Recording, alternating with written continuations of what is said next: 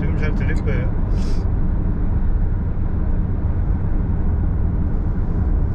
저희 지금 조금 멀리 갑니다. 멀리 가서 한 4시간 정도 걸리는 일정으로 가고 있는데, 좀 전에 저희가 입 뻥긋뻥긋하고 무슨 말인지 못 알아들으셨던 거는 윤석열 대통령을 뭐라고 호칭을 할 것인가. 뭐 어제도 저희 방송, 그저께구나. 그저께 방송할 때도 강 기자님은 계속 발음하기도 힘든데 나는 경 대통령이라고 부르셨고, 저는 그냥 뭐 윤 대통령, 윤통령 뭐 이런 식으로 불렀는데, 이거 우리가 통일할 필요성이 있느냐. 시청자분들이 많이 듣기 괴로워하시는데 우리가 어떻게 호칭을 통일하느냐 뭐 이런 얘기를 잠깐 하고 있었어요. 어제 우리 또 서정호 이름 잠깐 우리 막내 기자가 댓글픽 읽어주면서 윤 씨라고 또 얘기를 했어요. 근데 거기에 대해서도 또 이게 적절하냐 또 이런 지적들이 또 있어서 앞으로 이 호칭을 참 어떻게 하는 문제, 호칭을 정하는 문제를 놓고 좀 우리 내부에서 조금 더 논의를 좀 진행을 해야 될 것 같아요. 근데 오늘은 일단 최 감독은 굳이 뭐 멸칭을 쓸 필요가 있냐라고 해서 자기는 그냥 그렇다고 윤 대통령 하는 것에 대해서 고통스러워하시는 분들이 많으니까 그냥 윤통령이라고 한다고. 윤통령 할게요. 네. 저는 그냥 경으로 계속 부르겠습니다. 경 대통령 또는 경통령. 김건희 씨는 김건희 씨. 네, 경은 내가 보기에는 좀 멸칭은 아닌 것 같아요. 뭐 쓰기 다. 별칭이지 별칭. 멸칭은 아니고 별칭이기 때문에. 안전운전하십시오. 그래서 어쨌든 당분간 이게 우리가 통일되기 전에는 각자가 생각한 대로. 일단 저는 이제 그 대통령이라고 하는 칭호에 대해서 우리 시청자분들께서 굉장히 거부감을 느끼고 힘들어하시는 뭐 이유를 충분히 이해할 수 있어요. 저도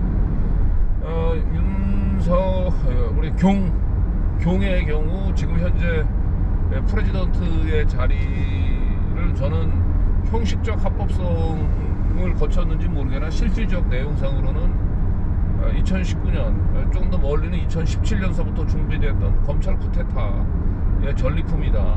그래서 그 형식적 합법성을 넘어 실질적인 민주적인 절차적 정당성을 확보하지 못한기 때문에 저는 대통령이라고 부르는 것에 대해서 심한 거부감을 느끼시는 게 아닌가 싶습니다. 그래서 저는 그런 이제 시청자분들의 정서적인 공감을 한다는 차원에서 저는 개인적으로 경통령 경 이렇게 부르겠습니다. 또 경은 또 나름대로 생각해보면 멸칭은 아니기 때문에 별칭이죠. 그래서 제 나름대로의 뭐 객관성. 진짜 이거 뭐 설문조사를 해서 투표를 해가지고. 어쨌든 저는 이제 유튜브를 통한 우리가 이 보도가 갖고 있는 가장 큰 장점 중에 하나는 저는 이제 시청자분들과의 이제 정서적인 공감이거든요. 그래서 그 누가 왜 너희들은 언론을 지향을 한다고 하면서 그 정식 호칭을 쓰지 않느냐라고 얘기를 한다고 한다면 우리는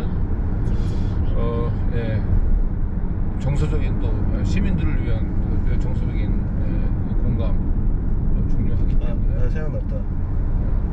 검찰총장으로 대통령 먹었으니까 총통. 네. 아니 총통은 이제 너무 높인 것 같아. 아니 너무 높이는 게 아니고 혼선이 빚어질 수가 있지. 그래요? 어쨌든 각자 조금 더 편한 대로 하시고 우리 내부적으로 한 다음 주 월요일에 한번 좀 논의를 한번 봐. 그 전까지 우리 시청자분들도 의견을 좀 주시고요. 월요일 아침에 저거 했잖아요. 우리 저기 회의 한번 하면서 취재팀 회의하면서 그 한번 의견을 모아봐도 되겠네요. 그러니까. 저 월요일 아침에 이제 그 출근 방송하면서 제가 되게 극존칭을 썼거든요. 굉장히 불편해서 하시더라고요. 근데 저는 극존칭을 막 쓸 겁니다. 그리고 내일도 아마 퇴근길 방송을 하지 않을까 싶은데 그때는 전 카카라고 부를 거예요. 아주 그냥 대통령 하고 싶어가지고 티내고 싶어가지고 길 다 막고 그러고 다니는데 50시대로 돌려드릴게요. 자꾸 이렇게 시청자분들 고통스럽게 만드는. 솔직히 그게 오히려 멸칭이죠 사실. 아침 일찍 어디 가시는지 다들 궁금해하십니다.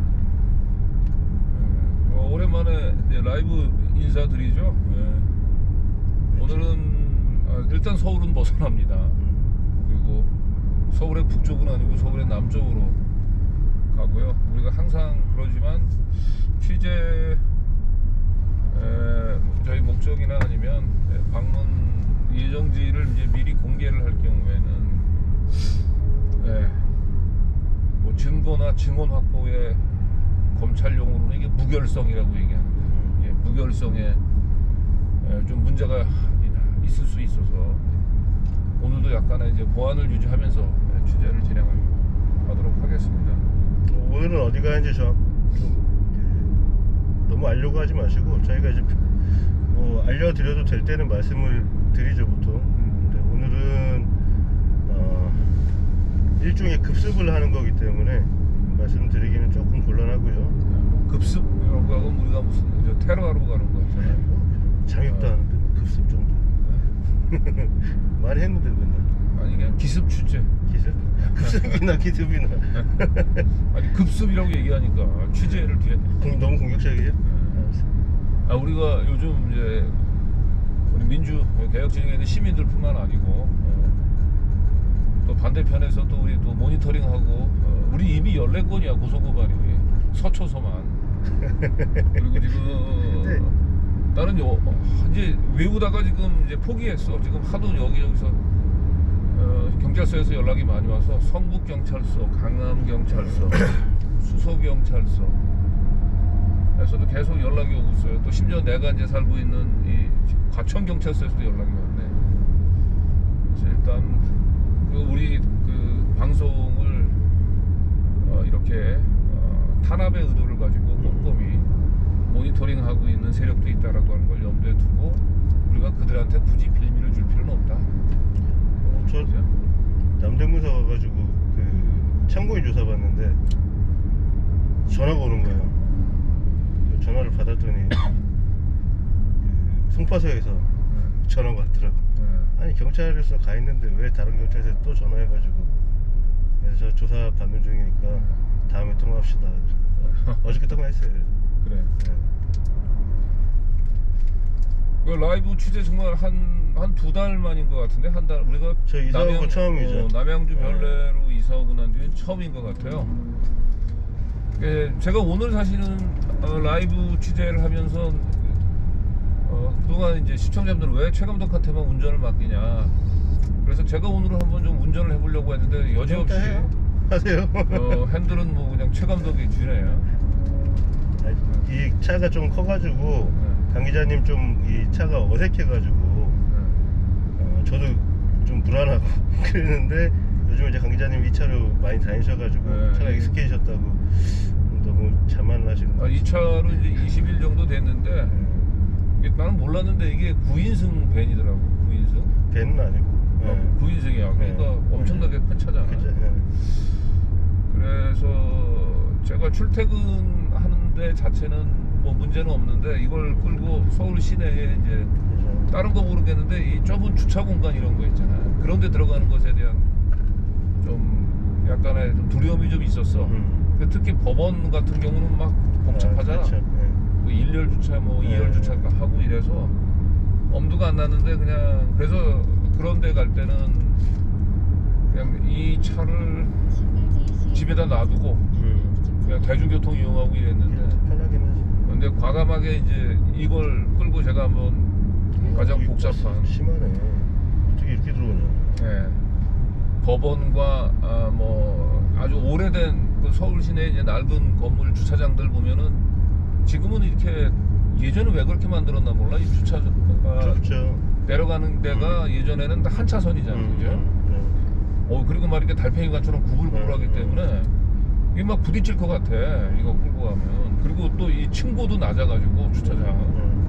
층고는 별 상관없는데 이거는 차가 높지. 아니 나 언제 한 번 저 장교 빌딩인가 그 한화 장교 빌딩에 한번 가다가 이렇게 쭉 그 주차장 공간 내에서 그냥 아무런 생각 없이 가다 보니까 위에 이렇게 그 끈에 묶어가서 밑으로 몇 미터 친구가 이 차고가 높은 차는 운행을 중단한다. 그래서 살짝 그 안내 그걸 건드렸다니까 내가. 만약에 그게 고정 안내판이었으면 그냥 머리 숙이면 되죠. 이렇게. 사고 날 뻔했어. 뭐 이렇게 숙이고 들어가면 돼요. 그러니까 어쨌든 제가 지난 한 2주간 이걸 저희 집과 그 남양주까지 한 1시간 정도 되는데 하면서 이제 서울까지 취재도 또 법원에 또 제가 또 열린공감의 또 지배인으로서 대리인이잖아요. 그래서 몇 번 왔다 갔다 하면서 이제 자신감이 붙었습니다. 그래서 이 차는 이제 거의 이제 차 폭감도 어느 정도 왔고, 그래서 오늘 긴 시간 또 라이브 중간에 제가 사실은 그동안에 최 감독을 착취하기 위해서 부려먹기 위해서 운전대를 맡긴 게 아니고 우리 취재 안전을 위해서 그랬다. 이거 운전하기 꽤 재밌어요. 좋아요. 부드럽게 잘 나가요. 그러니까 이제 그 저희가 마지막 취재 라이브를 했을 때는 대선 날이었죠, 그죠? 대선 날이었는데 아니야, 마지막 취재 그 뒤로도 좀 했었죠. 그건 뭐 취재 라이브는 아니고 우리 그냥 차 안에서 방송을 했던 것 뿐이죠. 방송 아니 우리 저쪽에 저 당진도 가고 다 갔었구나. 그리고 저 그러네. 충청북도 그 까먹었었네. 저 영동 맞아. 그다음에 다 기억이 그러네. 많이 했구나. 근데 아무튼 지금도 이제 뭐 현실로 잘 안 믿겨지실 거고, 근데 아니나 다를까 설마 잘하면 어떡하지 이런 기우를 했었는데 뭐 역시나 여러분들이 말씀하시는 그 탄핵 마일리지를 차곡차곡 잘 쌓고 있어서 크게 걱정 안 해도 될 것 같고, 그렇게 오래 이 정권이 지속되기는 힘들 것 같이 보이죠. 가장 이제 민감한 지금 그 공공사업들을 민영화하려고 특히 전기나 이런 부분, 아침에도 이제 그쪽 그 텍스트를 좀 읽고 왔는데 굉장히 이제 민감하죠, 전기 요금 같은 경우는. 제가 지난번에 이제 방송할 때 그 경이 이제 그 대통령 취임식 이제 취임사에 취임하던 날이었을 거야. 그날 이제 경의 취임사와 그 5년 전 그 문재인 대통령의 이제 그 취임사를 이제 비교하면 하는데, 내가 사실은 제대로 그 마지막 좀 분석을 놓쳤던 것 같아. 근데 그때 보면은 제일 그 큰 비교점이 경의 경우는 명사가 많아. 명사 그 취임사에. 그리고 문재인 대통령의 경우는 이제 동사가 많다고, 동사. 그런데 보면은 이제 그 동양하고 서양하고 비교해보면 이제 문화 인류사적으로 비교하다 보면은 되게 동양인들 같은 경우는 동사가 많습니다. 주어가 생략이 많아요. 명사가 생략이 경우가 많다고. 그리고 반면에 이제 서양은 동사보다는 주로 명사를 많이 써. 그래요? 그게 왜 그러냐? 그러면 이제 문화, 이제 이건 뭐 제 생각이 아니고 이제 문화인류사 연구하시는 분들의 얘기가, 동양의 경우는 자기 자신이나 이런 주체 이런 것보다는 주변 환경 전체 속에서의 조화를 강조하는 거예요. 그런데 반면에 이 서양 같은 경우는 이 자기, 이게 굉장히 중요한 거야. 자기 주체. 주변의 그 환경 속의 자기가 아니고 자기의 관점에서 주변을 보는 거죠. 그렇죠. 그래서 이 서양은 어쨌든 명사를 강조하고 동양은 동사를 강조하는데 뭐 그런 동서양 그걸 떠나서 저는 이제 어떤 차이점이 있냐면, 이 명사를 많이 쓰는 윤석열의 취임사에 나타난 그의 정신 세계는 그는 대통령이 돼서 뭘 하겠다라고 하는 그 그림이, 정확한 그림이 없는 거예요. 그에게 있어서는 대통령 그 자리에 오르는 게 중요하다는 거지. 박근혜 씨랑 비슷하죠, 그죠? 반면에 이제 문재인 대통령은 본인이 대통령을 통해서 뭘 하겠다라고 하는 그런 그 명확한 의지와 소신이 있었던 거죠. 그러니까 취임사에 문재인 대통령은 뭐뭐 하겠다라는 그 동사가 많이 들어갔던 반면에 윤석열의 경우는 그냥 대통령은 누리는 자리인 거야. 그래서 자리가 중요했던 거지. 자리. 그래서 저는 동사와 명사로 대변되는 두 추임사가 결국은 앞으로 윤석열 그리고 문재인 이 두 사람이 대통령으로서 걸어갈 앞날에 대한 일종의 보여주는 그들의 언어를 통해서 드러난 그들의 정신세계다, 이렇게 생각이 돼요. 무슨 말인지 알겠어요. 근데 뭐 사실 저기죠, 윤석열 같은 경우는 지금 만약에 대통령이 당선이 안 됐으면은 뭐 그 집안 자체가 다 거덜나는 상황이었잖아요. 그렇죠. 예, 굉장히 이제 범죄 혐의도 많고, 맞아. 제가 정리한 것만 한 170까지 뭐 이 정도 되니까, 이 상황에서 대통령이 못 됐을 경우에는 거의 뭐라 멸문주화를 당하는 그러니까 이 경우의 경우는 이 대통령 그 자리 자체가 중요한 거예요. 그렇죠. 대통령 돼서 뭘 하겠다는 게 아니라 대통령 되는 거 자체가 대통령이 돼서 뭘 하겠다 이런 근육이 아니고 오로지 대통령 그 자리만 보고 달려온 거죠 이제. 그러니까 주변에서 이거는 뭐 말 그대로 윤 씨가 윤통이 뭔가를 안 하고 거기까지는 좋은데, 문제는 자기 밑에 사람들 지금 뽑아 올리는 거 보면은 정말 문제투성이, 우리가 이제 각종 비리로 얼룩진 사람들만 모아놓은 거예요. 그러니까 서로 약점을 쥐고 있는 공생관계들이, 뭐 누가 봐도 어제 원희룡 방송도 했지만 원희룡 국토부 장관 시켜놓으면 뭐 하겠어요. 그러니까 이제 지금까지는 이제 대통령이라고 하는 자리만 보고 달려왔고, 이제는 거의 급한 불을 껐잖아. 이제 지금은 이제 대통령을 통해서 뭘 해먹을지, 어떻게 해먹을지를 이제 슬슬 생각을 할 거예요. 그래서 어떻게 해먹을지에 대한 그의 생각들이 이제 내각 인선을 통해서 하나씩 드러나는 거죠. 그게 이제 대표적으로 이제 한동훈을 법무장관에, 원희룡을 국토부 장관에 꽂은 거, 그리고 우리가 시간이 없어가지고 미처 좀 점검해보지 않았는데, 우리는 이제 추경호를 기재부 장관에 꽂은 거를 또 주목을 할 필요가 좀 있어요. 그래서 이제 추경호는 이제 일종의 이제 금융 마피아의 중심에 있는 세력이고, 박근혜 정권 때 금융위원회 부위원장을 했어요. 추경호가 박근혜 정권 때 금융위 부위원장을 하면서 어떤 일을 했는지 주목할 필요가 있고, 추경호는 또 한 가지 잊지 말아야 될 것은 외환은행을 론스타의 헐값에 매각을 할 때 실무 책임자였어요. 그걸 잊지 말아야 되는, 그러니까 금융 마피아의 중심에 있는 인물. 그 다음에 원희룡은 뭐 이제 우리도 어제도 방송을 했습니다만 많은 분들이 이제 아실 거예요. 원희룡은 전형적인 이제 부동산 우리의 땅을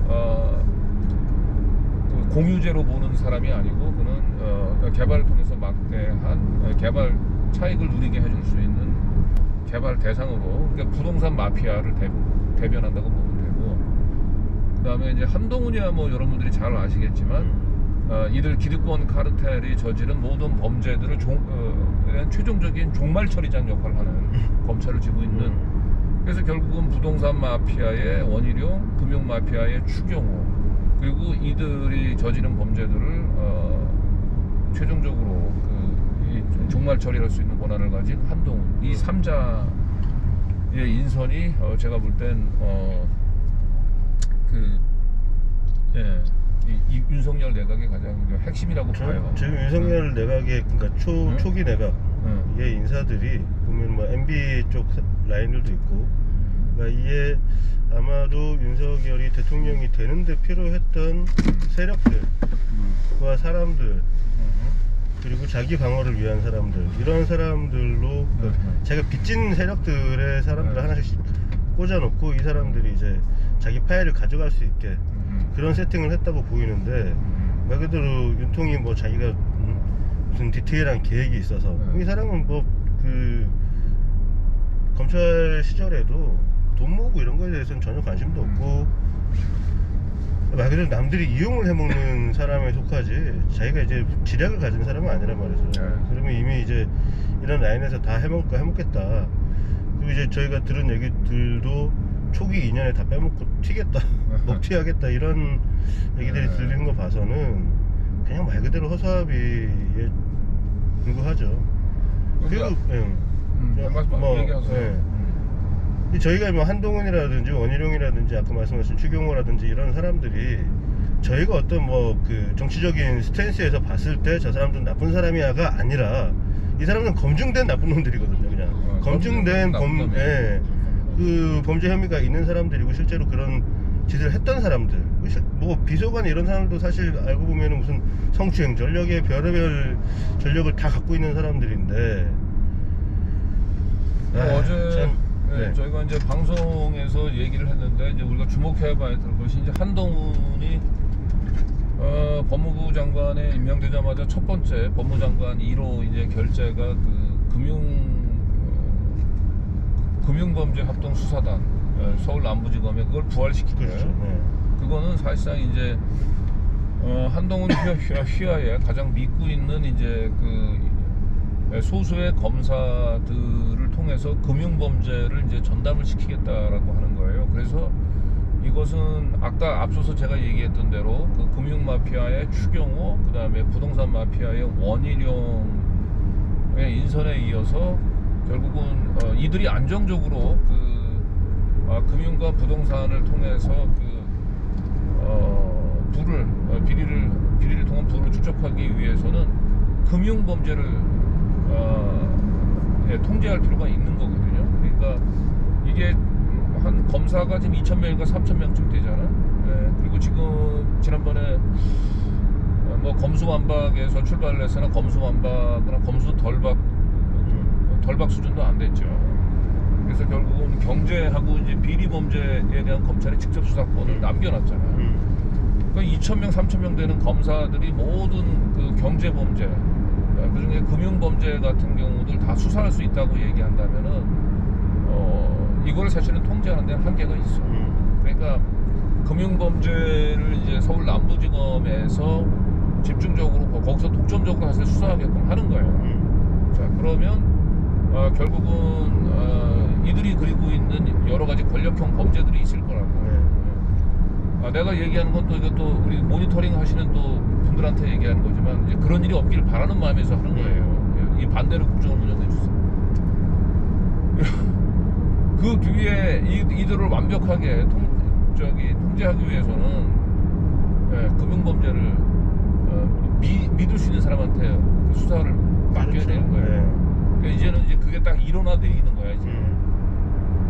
그래서 앞으로 이제 금융범죄 합동수사단의 활동들을 한번 눈여겨볼 필요가 좀 있어요. 지금은 1차적으로 우리가 지난 1년 동안 보도했었던 그 옵티머스 라임을 다시 들여다보겠다고 하잖아요. 지금. 여기서 이제 내가 좀 우려했던 이제 민주당 수박들이나 그렇죠. 아니면 이제 문재인 정부에서 이제 그 청와대 몇몇 인사들이 그 캐비넷에서 아마 나올 가능성이 좀 있어. 맞아요. 근데 내가 볼 때는 뭐 수조 원대의 이들 그 펀드 사기극에서 뭐 사실은 이런 민주당계 이제 인사들은 그냥 부스레기 돈이나 좀 얻어먹은 거야.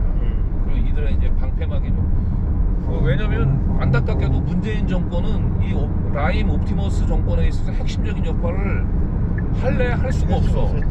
금융에 대해서 제대로 이해하는 사람이 전무해. 이 문재인 정권에서 있는 관료 그렇기 때문에 얘네들이 문재인 정권에서 그냥 마음 놓고 주물렀던 거거든. 그런데 이제 이 한동훈이 이제 아마 합수단을 부활시키고 라임 옵티머스를 하게 되면 아마 아까 민주당계 인사들 한두 명 엮어가지고 라임 옵티머스는 전부 문재인 정권의 권력형 비리인 것처럼 막 프레임을 짤 거예요. 그리고 결국 이제 기다렸다는 듯이 이제 언론에서 물어뜯겠지.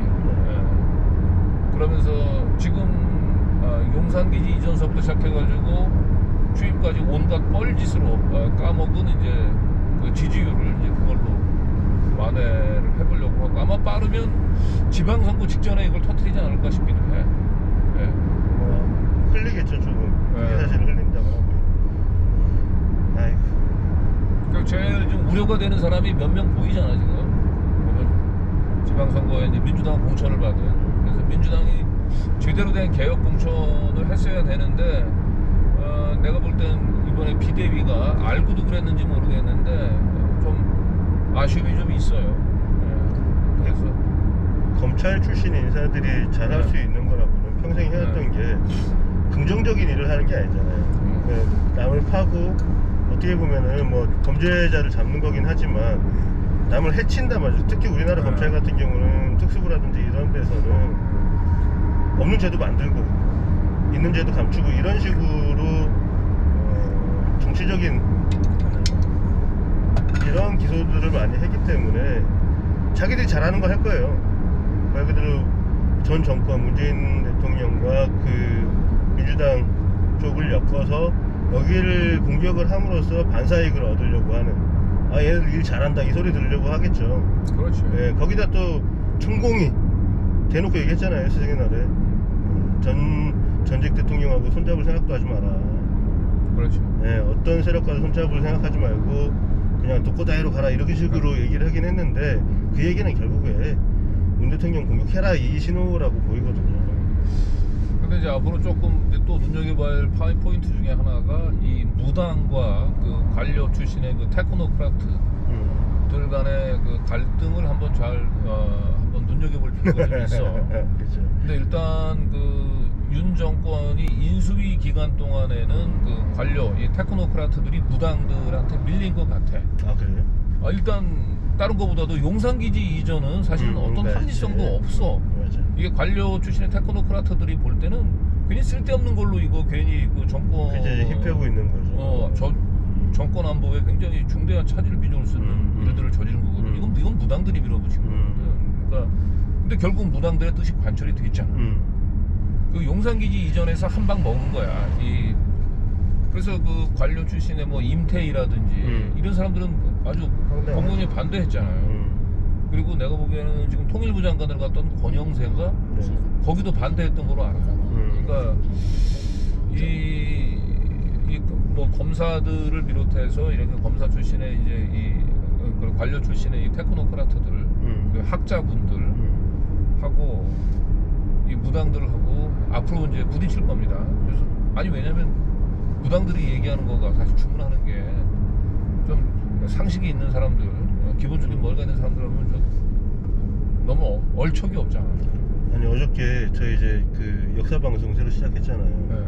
네. 어제 그 녹화를 하나 했는데 이게 고려 시대 때부터 이어져서 태조 이성계가 한양으로 천도를 하잖아요. 근데 그 과정을 쭉 설명을 해주시는 강의를 했거든요. 그 꽤 재밌더라고. 재밌는데 이제 고려 시대 때부터 천도를 하려고 하는 시도는 굉장히 많았다는 거죠. 그랬는데 그게 결국에 태조 이성계 때야 가능하게 됐는데, 왜냐면 그 전에는 신하들이 다 막은 거예요. 그건 합리적이지 않다라고 해서 계속 고려 시대 때는 워낙 이제 무속이 득세했던 때라 이제 신하들도 이거는 그 점을 받더라고요. 보니까 점 봐가지고 이게 동으로 나오면은 옮기자, 정으로 나오면은 옮기면 안 돼. 이런 식으로 하다가도 계속 신하들 반대 부르지도 못했는데 태조 이성계가 이걸 하는데도 자기 이제 완전하게 마음을 먹고, 왜냐면 자기는 왕씨들을 너무 많이 죽였잖아. 그런가? 내가 알고 있는 거하고 난 좀 그렇게 어저께 설명을 해주시더라고. 그래서 왕씨들을 많이 죽였고 더 이상은 평양에 있는 게, 개경에 있는 게 너무 이제 시체를 밟고 있는 거죠. 그 원한들이 두렵고 뭐 이런 이유 때문에 한양으로 천도를 하려고 하는데 그것도 2년이 걸려요. 그걸 설득하는데도. 그 뭐 여기 뭐죠? 어디 계룡산부터 시작해가지고 완전히 다 답사를 다 했더라고요. 그러고도 2년이 걸려서 그 이후에 그게 진행이 되는데, 근데 지금 이제 그 뭐 천도를 한 건 아니지만 그래도 이 청와대를 옮긴다는 건 그 정도의 일로 봐야 된다는 거죠. 그런데 이걸 갖다 뭐 거의 한 달, 두 달 만에 결정을 해버리는 이거 자체가 오히려 조선시대보다도 못하다, 이런 얘기를 재밌게 해주셨고, 용산이 거기가 용산이 아니래요. 원래는 용산이 거기 용산이 아니고 조금 더 마포 쪽으로 치우쳐 있더라고요. 그래서 그거는 이제 그 다음 주에 방송을 아마 하실 것 같은데, 아무튼 그런 내용도 재밌는데, 이 윤 정부가 얼마나 무식하게 일을 처리하는지. 그 심지어 이제 뭐 저기 천공은 대놓고 통일주체 국민회의 예전에 그거죠. 그거 만들어라 이런 식의 주문도 하고 있으니까 참 국회 가관일 것 같아요. 를 뽑지 말고. 네, 국회 예산시켜라 뭐 이런 식의 주문을 하고 있습니다. 한 2,000분 들어오셨는데 아마 제 생각에는 이 정도가 맥시멈일 거라고 보고 이런 시간에 저 그거 좀 주세요. 제가 물약 가져왔어요. 물약. 또 선전하려고. 네. 이거는 해줘야 돼. 저희 이게 하나 뜯어주세요. 그냥 이게 저거 뜯으면 돼요. 아, 이거는 우리 저 스튜디오에서 가끔 먹는 건데, 이게 산삼 순백이라고 써 있네요. 산삼 엑기스 이렇게 뭐 사냥삼 그거 사냥삼? 네, 이거 장내삼인가 그러니까? 몰라요 저는 잘. 근데 하여튼 이거 되게 비싼 거예요. 되게 비싼 거니까 탈탈 털어서 한 방울까지 다 드시고. 이거 저희 열린공감 열린 장터에서 파는 건데 저는 솔직히 이거 잘 안 먹어요. 안 먹는데 가끔 갖다 좀 나는 허작가게 갖다 줘서 먹고 엄청 써가지고 방송 들어가기 전에 먹으면 괜찮아요. 근데 아무튼 저는 잘 모르겠어요. 근데 이게 건강하고 젊은 사람들한테는 티가 잘 안 나는 것 같은데 저희 집 어른이 이게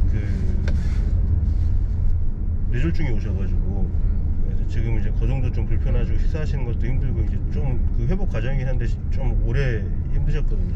근데 우리 유 작가님 얼굴 안 보이 뒤에 앉아서 얼굴 안 보이려고 너무 힘들게 애쓰시는데 본인은 은퇴 원폐하에 이거 드시고 식사도 잘하시고 기력이 많이 회복되셔서 이거 후기 보니까 그 몸이 좀 힘드셨던 분들 같은 경우 이게 효과가 되게 센 것 같더라고요. 그러니까 이거 대놓고 광고할게요. 이거 정말 이제 제 주변에도 효과 보는 분들이 많아서 이거는 어르신들 이거 사면 1+1 주거든요.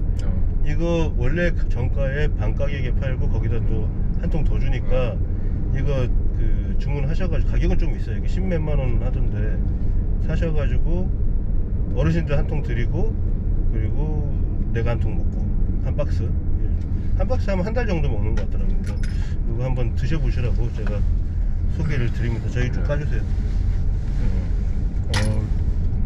나름 쇼핑 모스트 잘하죠. 네. 아 이게 우리도 이제 쪼달려서 많이 애용해 주세요. 산삼 순백이라고 맞나? 산삼 순백. 예, 저희 이제 열린장터 가서 먹는 거 이렇게 검색해 보시면 나올 거예요 아마. 그리고 사은품도 줘요. 침향환 전 그거 뭔지 모르겠는데 아직 먹어보지도 않았고. 아무튼 뭐 저희는 이런 거 없으면은 견딜 수가 없어요. 약발로 버텨야 되기 때문에 여러분들도 좋은 거 드시고 건강하게 오래 사셔야죠.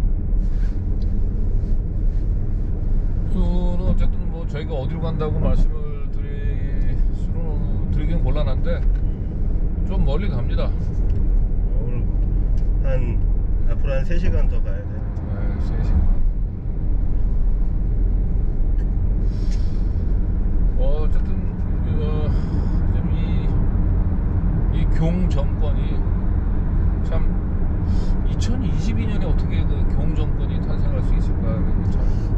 근데 그게 이제 우리가 이제 요새 무지성이라는 말 많이 쓰잖아요. 그러니까 이게 반지성인 거죠 사실은. 반지성인데 이게 반동이 세게 온 것 같아요.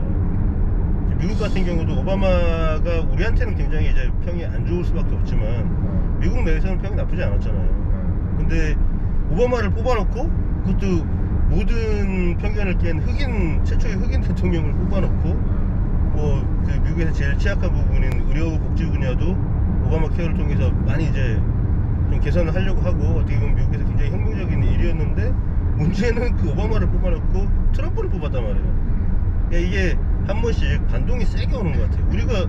아니 문재인 대통령 우리가 이렇게 국격 올라가고 바로 그 직전만 해도 막 헬조선 하다가 진짜 선진국 관여를 올라가지고 그랬는데 그게 너무 지루했나? 그 무지성으로 가버리더라고 바로.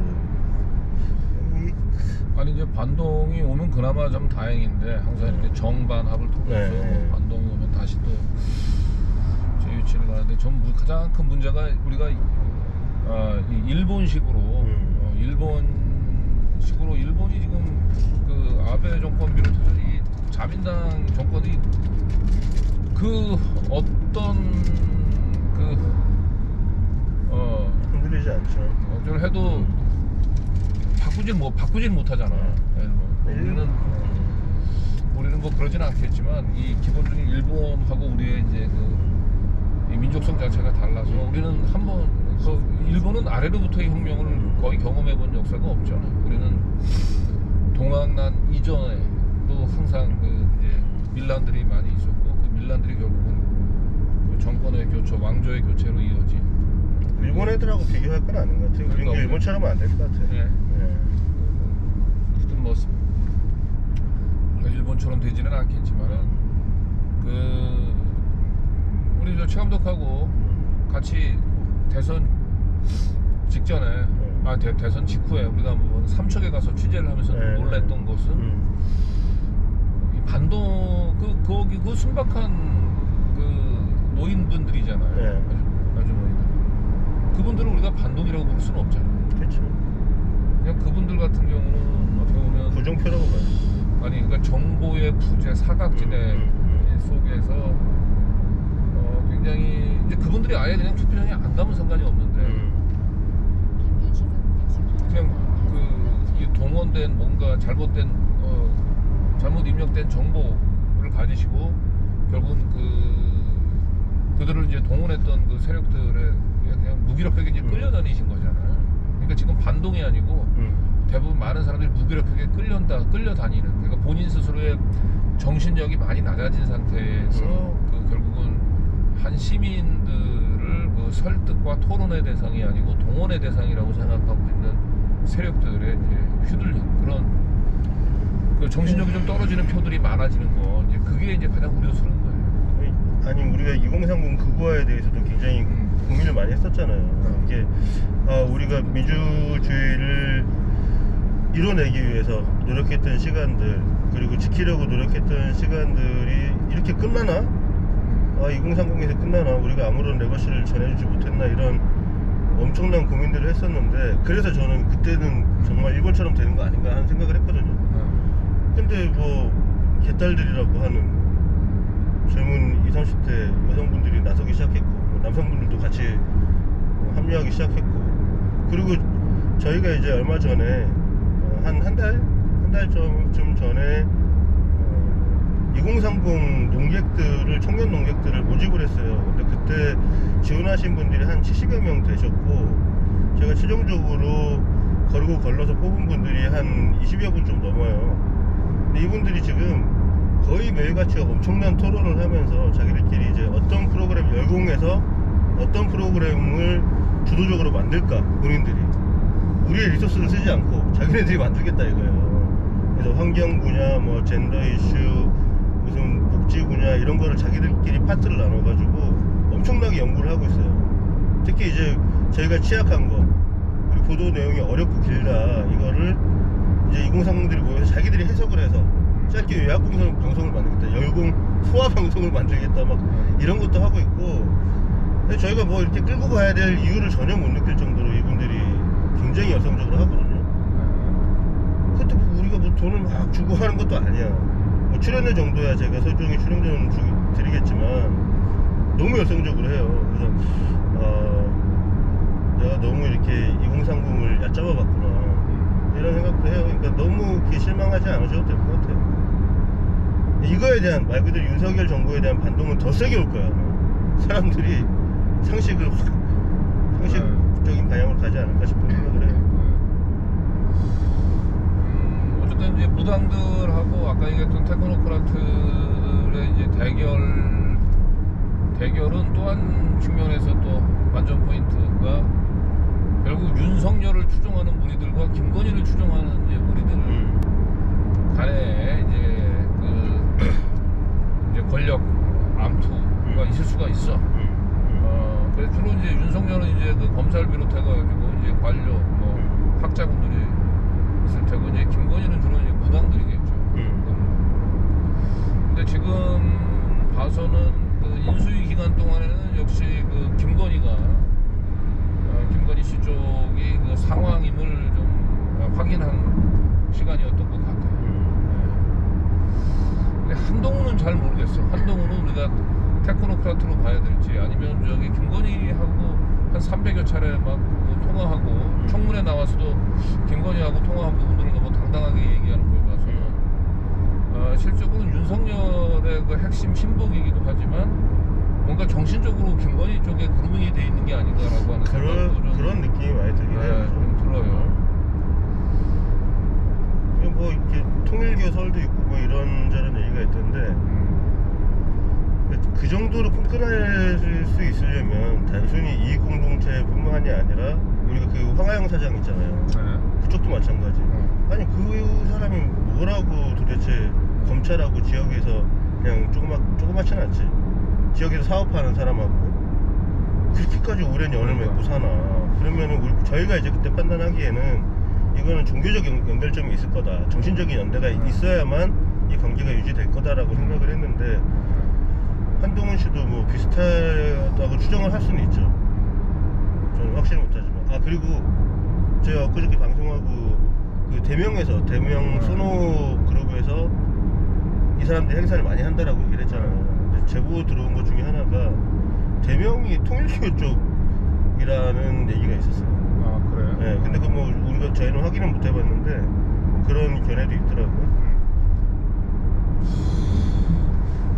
어쨌든 여러 가지로 그 뭐 지금 현재는 이제 교무를 대통령으로 만들기 위해서 이제 그들 여러 세력들이 서로 힘을 합쳤지만 이제 앞으로는 이익을 이제 그 나누는 시기가 됐기 때문에 이 교무를 대통령으로 만드는데 하나가 됐던 세력들이 지금 이제 분화가 될 가능성이 매우 높아. 이 안에서 갈등이 생길 수 있겠구나. 갈등이 생길 수 있죠. 여태까지 이 사람들 입장에서는 여태까지 이제 열심히 노력을 해가지고 드디어 과실을 이제 나누는 순간이 온 거잖아요. 근데 여기서 이제 또 지들끼리 또 치고받고 할 수 충분히 있겠네요. 그렇죠. 그리고 이제 5년 동안 굶주려 왔기 때문에 이들은 이제 참는 훈련이 안 돼 있어요. 천천히 이제 또 과식을 하면 안 되는데 이분들은 지금 5년 동안 굶주려 왔는데다가 이 과식에 대한 자제를 못 하시는 분들이야. 그래서 의외로 임기 초반에 그 자신들의 폭식을 할 가능성. 폭식, 먹성을 드러낼 가능성이 높아.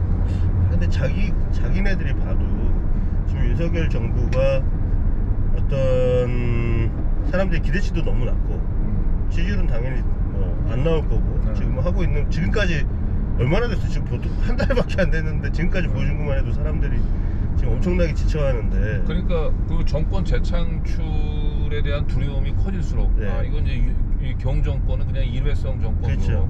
정권 재창출에 실패할 거라. 빨리 먹고 튀어야겠다 이 생각이. 그럼 생각 강해지면 이제 빨리. 그러다 이제 사고 나는 거죠. 근데 지금 오늘 한전 뭐 사장단 회의를 어저께 했는지 뭐 그런 거 같은데 한전이 이제 뭐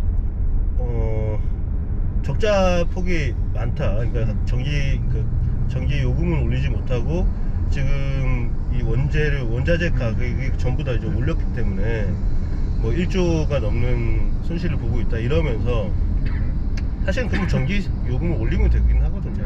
거기 이제 탄력적으로 옮기면 되는데 그걸 이제 하지 못하고 그러니까 사장단 회의에서 그 보유하고 있는 부동산을 다 처분하자 해서 수천억이라도 마련하자 이 방향으로 결정이 됐다 그러더라고요. 그럼 뭐냐면 국민들한테 한전이 이렇게 지금 적자폭이 커지고 하니까 이걸 민간에게 넘겨서 민간들이 이걸 이익을 날 수 있게끔. 근데 그 이익 많이 난다는 게 우리한테는 좋은 얘기가 아니잖아요. 그렇죠. 당연히 이제 공기업이니까 그 적자폭을 세금으로 메꿔가지고 가면 되는데 그래서 우리 전기요금 같은 경우 안정화되게 가야 되는데 이걸 민영화시키자는 논리로 가버리는 거죠.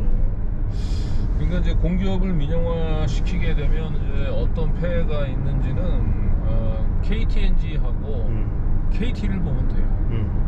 지금 KTNG하고 그 KT 그다음에 포스코도 마찬가지예요. 이게 이제 물론 이제 민영화되면서 그 뭐 시장 그 경쟁의 원리에 따라서 뭐 경쟁력이 일부 강화되고 수 있는 측면도 물론 있긴 있는데 가장 큰 문제점은 여기 한번 그 꽂은 그 민영화 시켜가지고 한번 경영진을 꽂잖아요. 네. 그럼 그건 정권이 바뀌어도 교체가 안 돼. 그렇죠. 마르고 닳도록 해먹는 거야. 거의 독점 사업이라고 봐야죠. 그래서 포스코, KT, 그다음에 KTNG 전부 그 이명박 정권 때. 근데 KT는 내가 정확히 그걸 모르겠다. 근데 포스코나 아니면 지금 KTNG는 문재인 정권 시절에 어떻게 할 수가 없었어. 그 KTNG나 아니면 그 KT 뭐 이렇게 포스코 여기가 문제가 많은 걸 아는데도 경영진을 교체를 못했다거든요.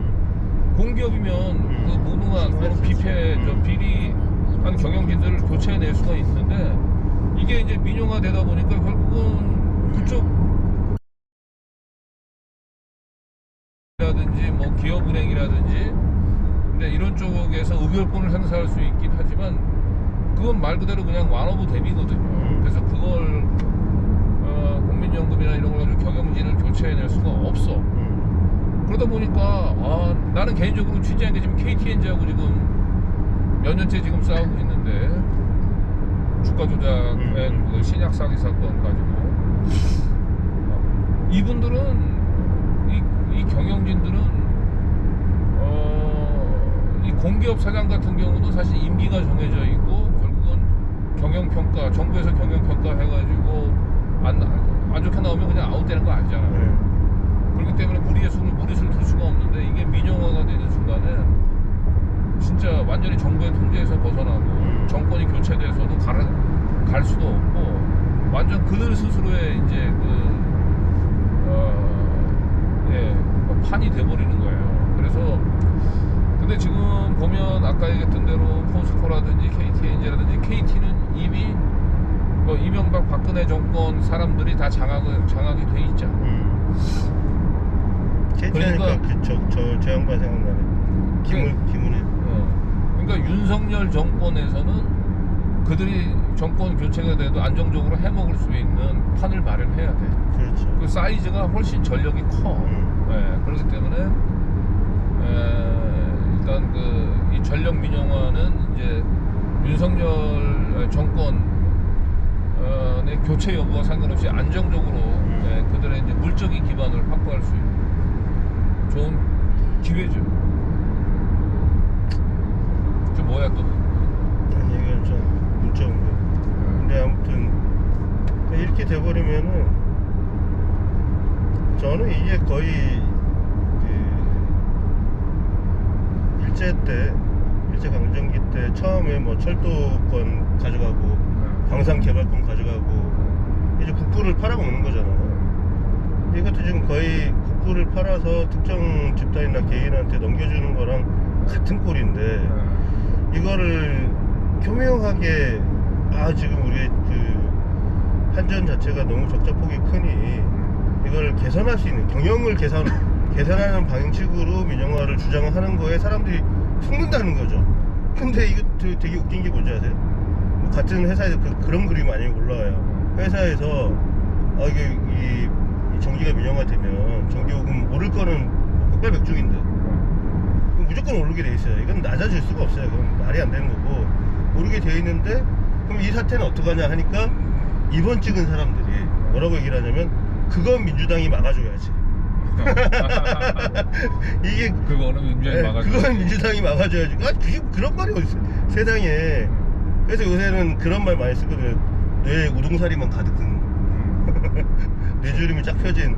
아니 어떻게 그런 말도 안 되는 논리를 펴는 사람들이 무지성 걱정이 많이 돼요. 아무튼 그런 시도가 있는 거를 지금 굉장히 잘 감시를 해가지고 반대를 해야 돼요. 이런 거는 한번 가면 돌이킬 수가 없어요. 라쳇이에요. 그러니까 이 역으로 이 톱니바퀴가 한번 진전이 되면 뒤를 못 돌아가요. 그럼 우리 다 망하는 거죠. 저는 좆된다고 말하고 싶지만 그냥 망하는 거라고 순화시켜서. 예를 들어 요즘 그 민영화라고 하는 표현이 이제 워낙 이제 거부감들이 좀 있으니까 그 민영화 대신에 그 용어를 좀 순화해서 쓰던데. 뭐 선준화 이런 거 쓰나? 선진화라 쓰던가. 뭐 어쨌든 굉장히 어떤 이 경정권이 우리의 삶을 그 피폐시킬 중요한 우리가 반드시 막아야 될 중요한 과제 중에 하나예요. 공기업 민영화. 정치 용어 중에 그 상징 조작이라는 게 있다고 제가 몇 번 말씀드렸는데, 그러니까 단어를 교묘하게 부정적인 거를 긍정적으로 바꿔서 대표적인 게 고용유연화. 고용유연화는 그냥 말 그대로 쉽게 자르겠다는 소리인데, 기업 입장에서 유연화라는 이름을 붙이니까 사람들이 이게 마치 좋은 이미지인 것처럼 착각을 해요. 당연히 기업 구조를 개선하는데 고용유연화가 절대적이다 하면은 그냥 사람 쉽게 자르겠다는 얘기인데, 사람들은 그걸 긍정적인 이미지로 받아들이게끔 하는데, 그 중에 하나가 민영화예요. 이거 민영화라고 쓰시면 안 되고, 그러니까 어떻게 이해를 하시고 주변에 전파를 하시면 되냐면 사유화라고 얘기하시면 돼요. 사유화. 예, 공기업 그냥 사유화하는 거예요. 누가 가져가서 제가 장사하게 만드는 거야. 근데 공기업들이 갖고 있는 그 업종들이 대부분 다 뭐냐면 독점적인 것들이란 말이죠. 그러니까 그거를 우리 수도를 갖다가 어느 놈이 가져가는 거야. 삼성에서도 수도를 가져가서 삼성 수돗물 만드는 거예요. 이렇게 되면 가격 상승이나 이런 거 누구한테 독점적으로 밀어준다는 것 자체가 말이 안 되는 거죠. 그러니까 민영화란 말 쓰지 마시고 사유화다 이렇게 말씀하시면 훨씬 더 이해가 빠를 거예요. 이제 공기업 민영화 중에 이제 이게 우리가 이제 또 우려스러운 대목이 지금 이제 경이 지금 이제 호시침침, 호시탐탐, 지금 MBC를 이제 민영화를 지금 사유화 얘기를 하고 있잖아요. 그래서 이제 사실은 이제 그 MB 각하가 했던 여러 가지 이 보수 정권의 보수 세력의 극우 세력에 줬던 큰 선물 중에 하나가 이 언론 장악이에요. 종편 출범. 맞아요. 근데 이제 아마 이 경 정권에서는 MB도 하지 못했던 MBC 그 민영화를 통해서 이제 마지막 숨통을 끊는 거지. 그래서 아마 뭐 방송 이제 공영방송들의 이제 그 지배구조 그 개편, 그래서 말 그대로 이제 방송을 시민들에게 돌려주는 이제 이 방안을 사실 문재인 정권에서 이걸 매듭짓지 못한 부분들은 매우 많이 아쉬워요. 지배구조 개편하고 끝냈어야 되는데 이걸 마무리 짓지 못한 채 이제 그 경정권에 넘는데, 경정권은 지금 이걸 민영화 이 사용화 사유화라고 하는 걸로 이걸 밀어붙이고 있단 말이지.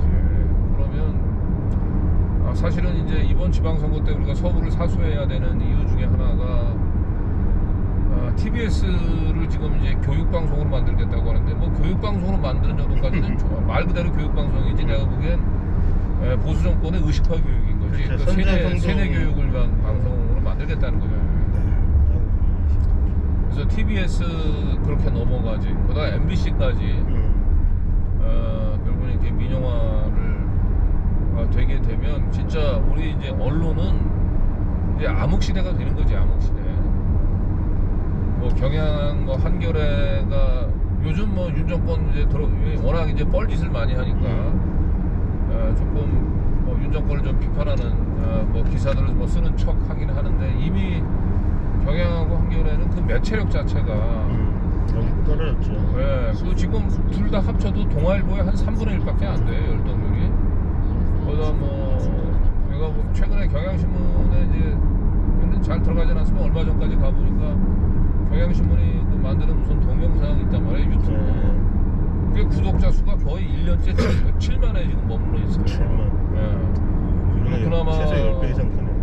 그나마 뭐 기자들이 뭐 만들어서 올린다라고 콘텐츠도 보면 뭐 대학 동아리방에서 만드는 그냥 머릿속에서 그냥 나오는 그들을 뭐 그런 정도 수준이고, 한겨레가 뭐 이제 공독 포차 이런 걸 통해 가지고 시사 유튜버들 그나마 만들긴 하는데, 어쨌든 경향 한겨레 매체력을 다 합쳐도 동아일보의 지금 3분의 1, 그다음에 조선일보가 지금 뭐 TV조선 종편 뿐만 아니고 이 유튜브 쪽에도 어마무시하더만.